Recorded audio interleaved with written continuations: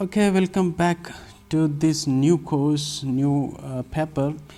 The paper name or title is Nuclear and Particle Physics, where we will be covering the nuclear and particle physics, nothing but nuclear and particle physics.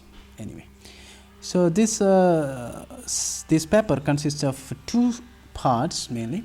One is nuclear physics, and the second one is particle physics. And in the nuclear physics, of course, we will do or study the nucleus, about the nucleus, what are the different mechanisms or the structure, all those things. And in particle physics, we will study about particle. And the nuclear physics further divided into theoretical and experimental parts, where in theoretical parts we will be dealing with nuclear properties, nuclear models, radioactivity and nuclear reactions. In experimental we have different accelerators and different detectors. So first we will focus on the theoretical part, and in nuclear properties we will be considering the mass, size, spin, charge, etc., all those kind of things of the nucleus. Then we will go to the nuclear models, and in the nuclear models we have different theoretical approaches or different models which explain the structure of the nucleus, like liquid drop model, shell model, etc. And the third one is the radioactivity, which is nothing but the alpha beta decay, why it is happening, when it is happening, all those kind of things we will study in this section. And we have the fourth one, nuclear reactions. And this one is nothing but the nuclear fission and fusion reactions, why this fission and fusion happens, what are the advantages and disadvantages of these reactions. Then we also cover the chain reaction, controllable and uncontrollable reactions, the nuclear reactors, etc. And in experimental setup or experimental part, we only consider detectors because it is only covered in your syllabus.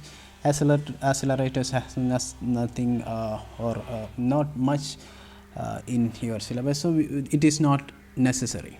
So it is only detectors we will be focusing for this paper. And we have the second part, that is the particle physics. We will be studying the fundamental properties of the elementary particles. Now, before moving to this nuclear physics, we need some introduction to this paper. So first we consider the atomic physics, which we already studied, where we deal with these atoms, the properties of atoms at different circumstances, where we discuss how the electrons are filled in different orbitals, different orbits, how they are in structure, and also how we can fill different electrons by using different principles like Aufbau principle, Hund's rule, maximum multiplicity, Pauli's exclusion principle, all those things. And then we also have different effects like Zeeman effect, Paschen-Beck effect, all those different effects associated with different atoms in electric and magnetic fields. All these things we already covered in atomic physics, or at least some basics of that we need to step into this nuclear physics. So I hope that you know that all those things, some basics of the atomic physics, because some of them we may need in this nuclear physics course or nuclear physics paper also. So let us consider the case when we are having two atoms, when they are joined together, we can have a molecule. Okay. So this molecule, if we join n number of these molecules, then we have a chain of molecules which can form massive objects. So these massive objects can then produce or then turned into very large massive objects. And these objects are called as heavenly bodies. Okay, so when we when we deal with this gravity and astrophysics, all those studies which are related to these heavenly bodies. But we are not going to study these heavenly bodies. We are not going to study atoms. We are not going to study about molecules. We are not going to study about any other heavy bodies. But what we are going to do is we are going to look inside the atoms, what is happening inside the atoms. So in order to look inside, we need some thought of different ideas to know what is happening inside the atom.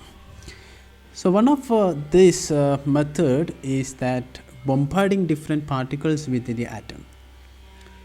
So in this picture we can see that these alpha particles are hitting on these atoms. These alpha particles are hitting on this atom, and we study what is happening when these alpha particles hits on this atom, and when it come back, what will happen to these alpha particles. Similarly, we can use neutron, proton or any other particles and just bombard with these atoms and study the particles which are coming out, the scattered particles or the deflected particle or any kind of physical processes that happens. After that, we can analyze that result and we can predict some kind of results or observations about these atoms, or what is the mechanisms inside these atoms.